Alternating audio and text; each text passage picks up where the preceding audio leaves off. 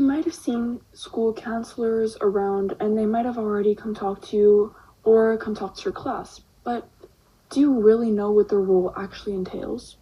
Today, we'll be covering what counselors do at school regarding mental health and how, according to William and Mary, school counselors improve students' overall functioning, social and emotional development, and their academic success. So my name's Layla, and this is the second episode of the podcast that I'm attempting to create. Today we're going to be hearing straight from the source as I'm going to be interviewing my school counselor, Ms. Dipti. In this video, both she and I will be talking about if counselors truly help students and their well-being, as well as how to make mental health less stigmatized using our own school counselors as a dominant resource. So now, I hope you enjoy the interview. I'll see you right after. Hi. Hello. Could you please introduce yourself and tell me a little bit about what you do here at Rochambeau and what your role is as school counselor? So my name is Dipti Shaddad Puri, and I'm one of the school counselors here. And my main job is to support students with their social and their emotional well-being. And so that might look like individual meetings and counselings, maybe group meetings, and then we also do a lot of work in the classrooms and visit at least once a month for most grades. And also we try and plan different initiatives and things like that to kind of promote mental health. Okay, so how do you currently address the mental health needs among students? You already kind of touched upon that, like with all the activities that you guys plan here and all that. Yeah, so we do preventative work, which is our classroom lessons on different topics like respect and empathy and managing stress and what positive mental health looks like, or just making students more aware in general of what mental health looks like.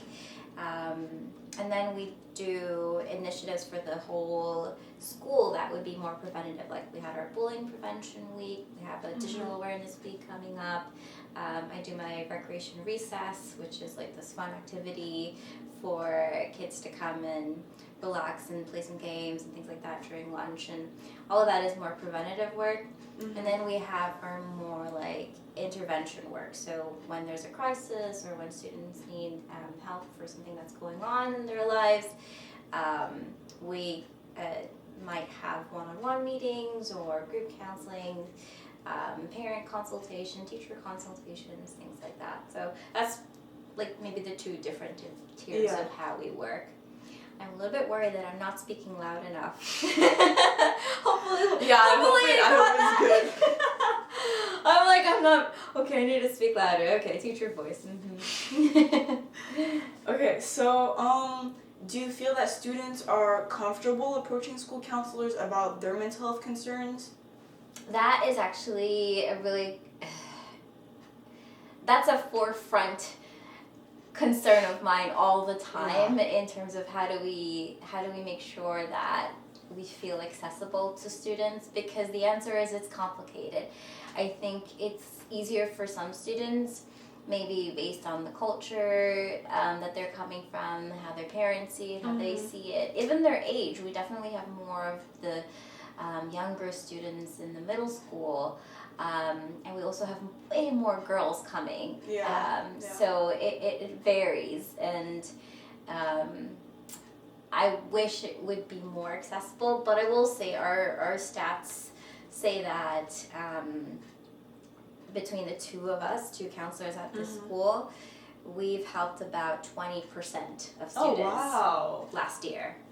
That's so cool. That's actually a pretty high number. Yeah.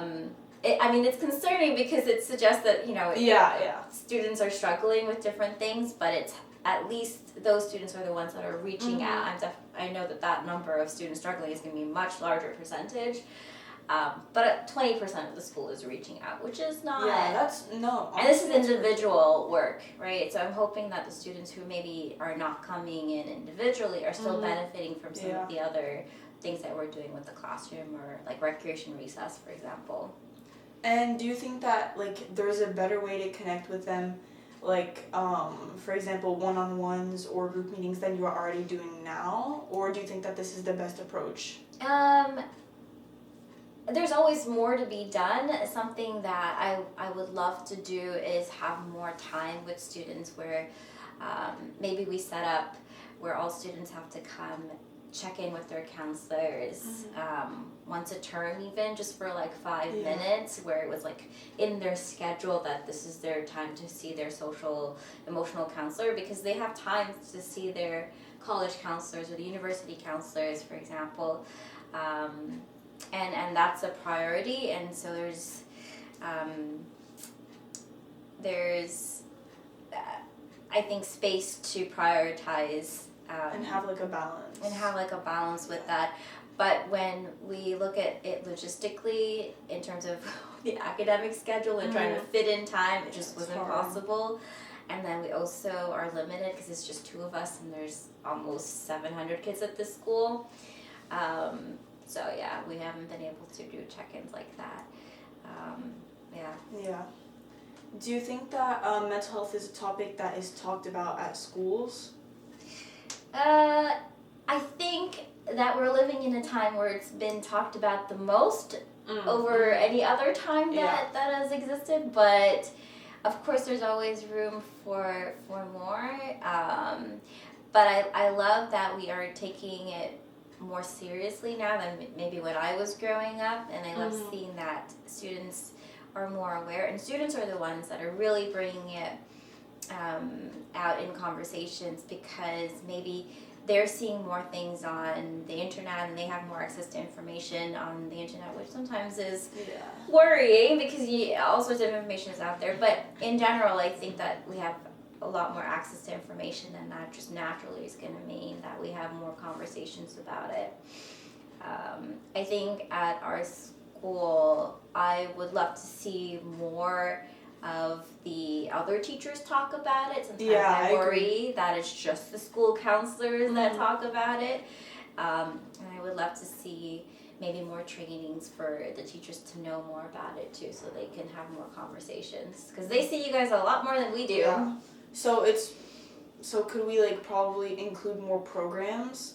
Like maybe that have like other schools have other programs that we don't have about mental health. Like, do you think that we could include them into our school? I would love to. So like other schools, they have sometimes they have structured programs that they have a separate teacher for. Sometimes they have like advisory every day, where they have like morning meetings, different programs like that where they can talk more about how they're feeling, mental health. I think that would be great to incorporate our school, but I think that we really have to sit down and figure out what that would look like schedule-wise, because there are a lot of requirements that they have to meet academically that kind of take up kids' schedule, so that can be kind of hard. And like bouncing back on what you said with the teachers, do you like collaborate with them, or like maybe even the vie scolaire, so like the administrations, to support like mental health? And if you do, how? So we do it in a couple of different ways. One is if there is maybe a specific student that that is in that teacher's class, or they're the homeroom teacher for that student, we will meet with them and try and have one-on-ones with them in terms of consultations. Or maybe a teacher has seen something and they're worried about it, they come to us and we do like consultations, or they'll refer students to us. So that's one way that, and we work all the time with the school there. Madam Trad and I and Adriana and I work together a lot in terms of student support, because she deals with a lot of the behavioral things that come up or disciplinary things that come up, and there's always an emotional, social component to that. So we try and collaborate with her team a lot. And then you guys wouldn't know this, but when we have like our PD days, the professional development days, where you guys all get holidays and we have to be at school, we actually do different workshops and trainings, and Adriana and I have led a couple of those to try and and like help teachers to understand certain things. Like we did one about gender identity, and then we did one about social emotional learning. How does that look like? How to make your classroom a safe space, things like that. Yeah, we do some of those workshops with students, teachers. So Yeah. How effective do you think the support you provide in helping students feel understood and improve their mental health, like, well-being? How effective? See, this is the question that I'm like, how effective am I? I don't know.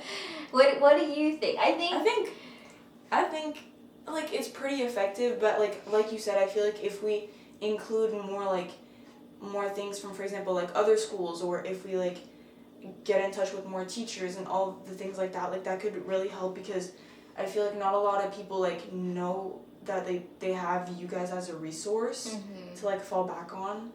So I feel like it's like you guys are definitely there and you guys help, but not a lot of students know that, and so it's like. What do you mean? You feel like they don't know that? Like I feel like I think that everyone knows the school counselor is but I there, feel like maybe it wouldn't be like their first thought to go to you guys. You know what I mean? And I feel like maybe if you guys like you said, like incorporate like more programs and more activities, which is good that you guys already do. I think that it's helping like a lot. That you guys could maybe like reach a larger audience. Yeah, maybe. I think that what I feel like is one of the restrictions in terms of like whether someone will come or not is like, one, honestly, some of the high school kids are really, really busy and they just don't prioritize their mental health sometimes. And then two, it's like there's a stigma about coming to the counselor, and like a lot of kids really don't want to be seen sometimes coming up here, and that can be a really big decision, like a part of their decision to come and get help or not. And then I've also heard this one, they're afraid that we're going to tell their parents, or we're going to tell teachers or something like that. But we're still totally bounded by confidentiality and privacy, and everything that, most things that you say in here will be private and confidential. The only time we have to break that, and I say most because we have to break that if we know that someone is, or we think that someone is gonna get hurt or harmed in any way, then we really do have to protect the kid, and we have to break confidentiality. But I will say we prioritize working with families, and I will often say to students like, hey, how do you feel about us talking to your mom or dad about this? You know, try to make it so that it's a conversation, not me just like spilling whatever they said to me to their parents. But I think that people have that idea sometimes, because it's still like I work with the school, so you know it's not easily separated. Do you think that like we could do like there could be anything done to make it less stigmatized for like people to come here? I don't know. What do you think? What do the students say about that? I don't know. I feel like I agree, because I think that it's like most people are just like really busy, especially like in high school, so it's not like people like on top of people's on their priority list to come here, or like just like in general like seek help even if they need it. And like I think that like I don't know how we could like reduce the stigma that like in general, not like even only about counselors, like just like mental health in general. I think that people don't want to like touch upon that topic because maybe it's like makes them look weak or like vulnerable in some way. Yeah. I think that's a really important point, because I've heard other students say that before. Like they want to seem strong and cool, and they've got it all together, because people might make fun of them if they're not.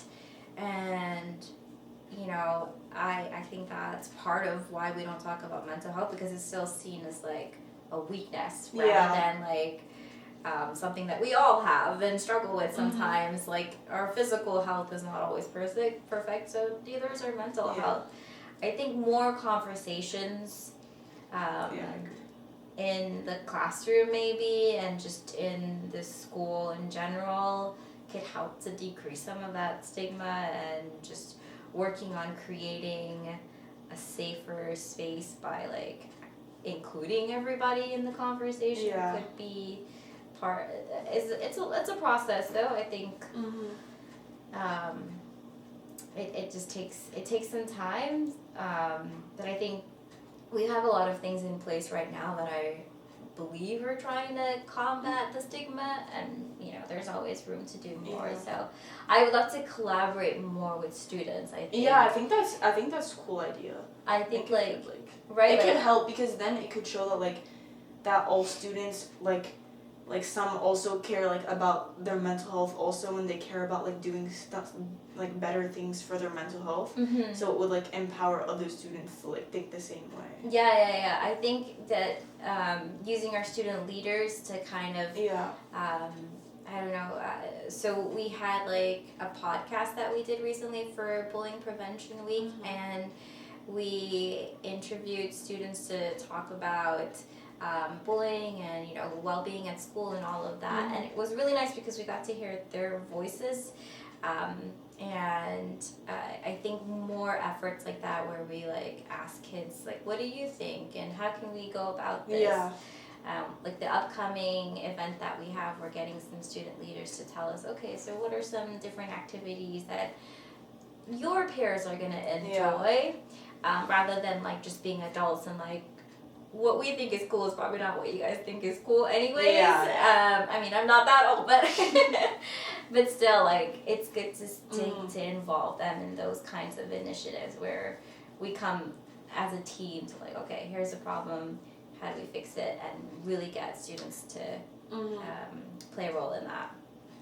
And finally, do you believe that your role as a counselor is vital towards the well-being of someone's mental health, a student? Vital makes, I feel I want to say, I don't want to say my role specifically because I feel very what's the word? A therapist or counselor. Just a school counselor in general. Yeah, let's talk about it that, because if I say my role, I start to feel very narcissistic. Yeah, I'm vital. But I think in general, yes, I would say school counselors are very important to students' well-being, and even if we don't meet every student face-to-face or individually, our role is to advocate for students' well-being, and our voices are heard in administration and in how things are run here, and what are different things that we need to put in place. And I think that's really important that maybe students don't even see, but we're really trying to advocate for different things to happen so that we can help to keep students happy and healthy. So in that way, but I think but what do you feel I think it's also really important, maybe not a school counselor specifically, but I think that the advice of someone who knows and can definitely help you, because I feel friends they can help, but they're not professionals, and they don't know that much. They can help for a temporary amount of time, but I think that in general it either needs to be from the help of a therapist or a school counselor or something, because I think it's it can ensure their well-being all around, because maybe you guys know more about academic stress or all these things that compile into anxiety or depression and things like that maybe the parents or the friends or siblings or all that they don't know about. Okay, I think that makes a lot of sense. I think that friendships are really important for your mental health for sure, but in terms of getting more specific help or specific support for something that's more serious, then definitely talking to a therapist or a school counselor is gonna be more helpful. But also I think the challenge with friendships, especially at when you're teenagers is I think because you have so much going on in your own lives, it can be hard to be there for someone too in the way that a counselor could help. And I sometimes worry about how other person's experiences can affect someone who hasn't really been able to even build their own strength up. It can be kind of hard for people, for young teens to manage certain things. So I do hope that in those cases where it's like, you know, quite serious issues, that they do think of us or a therapist or at least any adult in that way. Because then, like, even if they just tell, like, anyone, then they can go, like, if it's serious, like, get, like, more help. And then but then I feel like also sometimes it can be like, if the people, like, didn't want to tell anyone in the first place, then it can kind of feel like kind of like stabbed in the back, like, you know? Yeah. It's like, then they only told that person, but then they wanted to tell someone else to get help, but then, like, the person... They see it as, like... exactly. As a betrayal of their trust. Yeah, no, I mean, I would recommend that they have that conversation first with the person, because if they've trusted you with that information, that's really important too. But at the same time, if you feel like they're going to be in, like, any kind of immediate or serious danger, then I would say you seriously need to consider prioritizing getting them help just to keep them safe over the trust, because the trust can be built back after a while, especially if they understand that you were doing it out of their interest or out of concern. But I understand the challenge with that for sure. But I mean, there are some times where you just, you need to do what you need to do to protect your friend. But also, like, if you can have a conversation with them first, that would be ideal. Okay, that's it. Yep. Okay, lovely. So as you've just seen, that was an interview between my school counselor and I. I thought that it was really interesting, and I personally learned a lot about how much effort the school counselors put into having all of these activities for students and planning within different departments of the school and all of that. So I also think that this interview showed that people are truly here for you, and that even if it doesn't seem like it, schools try to help your well-being. I truly think that counselors being a resource is so important, and that if you're struggling, it's good to take advantages of the resources around you. For example, it could be a counselor or a therapist or parents, etc. They help so many students, and we really want that level of support to increase, but it's hard. You know, with all these different people who don't want to face what they're actually going through something, it could be because they don't want to put their mental health before their physical health, or it could be because they're scared that people are going to judge them, like their families or their friends. But honestly, everyone eventually goes through something, no matter how perfect someone's life may seem. I wouldn't say that I'm experienced in having a say in any of this, but your school counselor definitely is. Please, if you ever need it, don't be afraid to reach out to anyone. It could be your school counselor, it could be your favorite teacher. Just please, don't be afraid to reach out. It could also be in individual therapy, in group activities, or really anything your school has to offer regarding mental health. Overall, I think that school counselors have such a big role than anyone could ever imagine. They can change lives, and they can potentially save your life. They help to create a confidential space and are always there for you. As always, thank you for watching this video and watching me ramble. I really hope I taught you something new or something valuable. And even if I didn't, I really hope you enjoyed the video. I hope to see you in the next episode.